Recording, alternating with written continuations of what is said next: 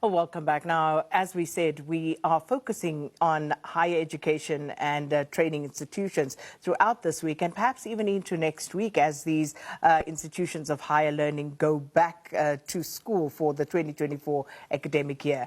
Now, training institution, the Graduate Institute of Financial Sciences, GIFS, now they are concerned that over 700 of the students who've completed their courses have not been officially certified by the insurance INSETA. And this, of course, has left these students in limbo, unable to work in the sector or to be promoted within the country's financial services industry.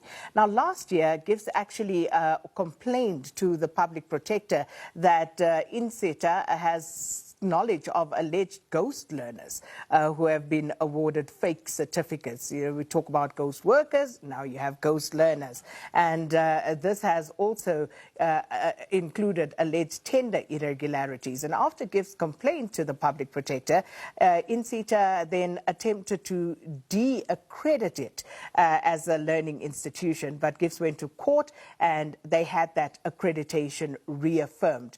OUTA is now supporting GIFS in its fight to rid INSETA of this alleged corruption.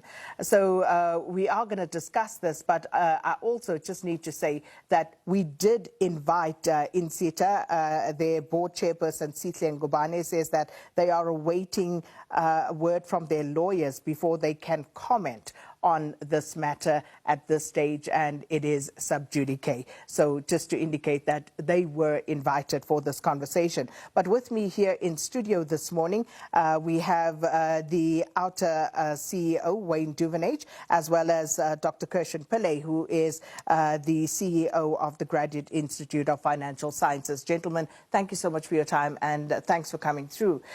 Dr. Pillay, let me start with you. So, tried as best I could to just give an overview of the situation. But, you know, just to sum it up in a nutshell for those who may not have followed here, what is the crux of the matter and why is this important? So I think for us, the most important thing is our youth population and protecting the youth population, because that is the future of our country and what this nation will be built on. And the fact that we have such a wide unemployment gap in South Africa, sector education training authorities have an amazing mandate to ensure that our sectors, or the sectors that they are responsible for, are being educated and that there's youth coming into it. Particularly in the financial services sector, we have something called an aging workforce crisis. And we have a strong demand and a need for young youth talent to come in. And as a sector, we are working towards that. But the challenge lies in the fact that once these learners complete their qualifications, they are not being certified timeously. And we are, as a sector, regulated by what we call the FSCA, which is the Financial Services Conduct Authority, that requires any individual that's going to be working in our sector to be fit and proper. And without this qualification, no bank and no insurance house or any financial service provider can appoint these individuals. So all those years of study are worth nothing. So the 700 odd students that we are talking about right now, just for the benefit of our viewers again, what is the problem? So the problem is the lack of quality assurance and the lack of certification on the part of the INSETA. So there's obviously how it works is there's a relay that takes place. As a training institution, you are responsible to ensure that the training happens. The certification and the quality assurance is done by the SETAs. And in this instance, they have failed to quality assure timeously in line with their policies. And this is what's created this bottleneck. But to the INSETA's credit, in 2021, we had about 3,000 learners that were uncertified and unquality assured. We created a blueprint for them and said, let's follow this blueprint to try and get individuals out of the system. And from 3,000, it's whittled down to 700. But 700 qualified individuals not getting their certificate and not having the ability to earn an income and being denied their right to a livelihood is still a problem. It's 700 too much. So what are the allegations around what is going on with these 700, why they haven't been accredited? And also, I see allegations of ghost learners. So seemingly the suggestion is that there's something untoward that's going on here. So for the 700 odd learners, they're just not being quality assured timeously. We've come to learn, and the recent reasons that we've had, first it was a lack of human capital within the CETA space, so lack of resourcing. The next issue that we had come to us that they ran out of paper to print, or there was issues with the certification. The new issue is the system, and the new system that's put in place is deleting learners' information. We do not have records of it. We do not understand this transition to this new system, which is actually has caused and exacerbated an already desperate situation for our learners. What we also did is we had found that learners who are wholly unqualified, who either have not stepped foot into a classroom before or have done maybe a unit standard or a subject for easier understanding, is getting a full qualification. And that's dangerous, because that person, now wholly unqualified, is going into our sector, going to give you and our consumers advice on their car insurance. And they could insure your car incorrectly. That person you will deal with at a local bank. And that is what the issue is. But the problem is, here we have individuals who are qualified and are denied an opportunity to earn a living. And what does that do to youth despondency in our country? And then we talk about, as we spoke earlier, criminality. Why is criminality on the rise? You know the old saying, idle mind is a devil's workshop. Wayne Divinesh, let me bring you in as outer. So what is your role in all of this and regarding this impasse between INSETA and GIFS?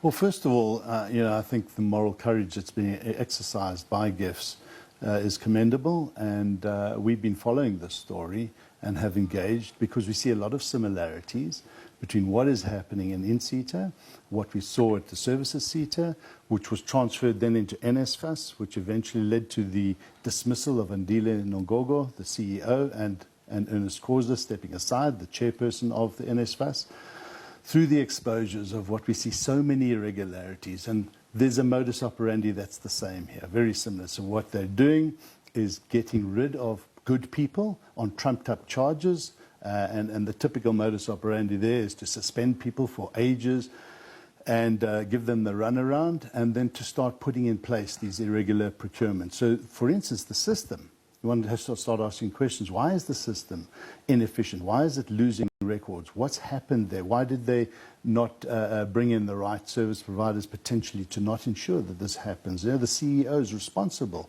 for the problems that happen here. And then when you start hearing about ghost learners, now the organization has to take these allegations and this information that they get very, very seriously, and it doesn't seem to be the case, which then starts to open the door for what is the real agenda that's taking place. And the more we dig, and the more we engage with whistleblowers, the more we see that there is corruption taking place in INSETA. That is what our allegation is, and we are going to be following through with that, and we're going to be taking stringent action where it's necessary, and write the reports and then send them up to where they should go, and to all oversight entities like Public Protector, like the SIU, the Minister as well. But we don't have hope when it comes to the Minister in higher education, because as we've exposed in the past, with NSFAS, we see far too many links and far too many questions that need to be answered still by him. So I'm afraid this is another CETA.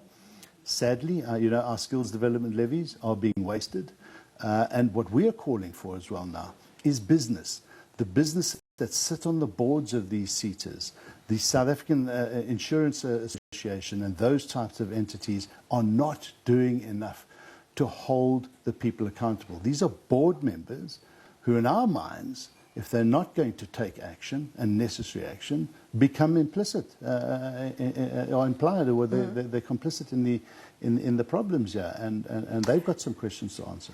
So let's push that a little further. Yeah. So to whose benefit is all of this happening? You speak of links, and what exactly is going on and who's benefiting from it? Well, the money flows need to be investigated. I mean, if you have ghost learners, you've got to ask, where is that money going? Because there's money that does flow to individuals who don't qualify. So those individuals who are getting these accreditations and certifications need to A, come forward, and B, did they get the funds? Where did that money go? So the services of the systems that are put in place. We are hearing of payments being made to entities that do not qualify, that should not have been brought into the system as well, millions of rands.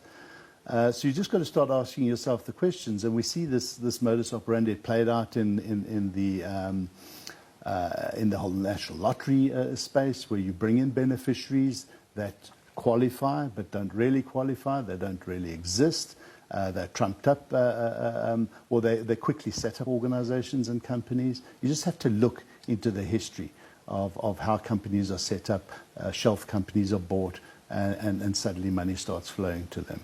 So it requires a very intensive, independent, forensic investigation. That's very, very important here.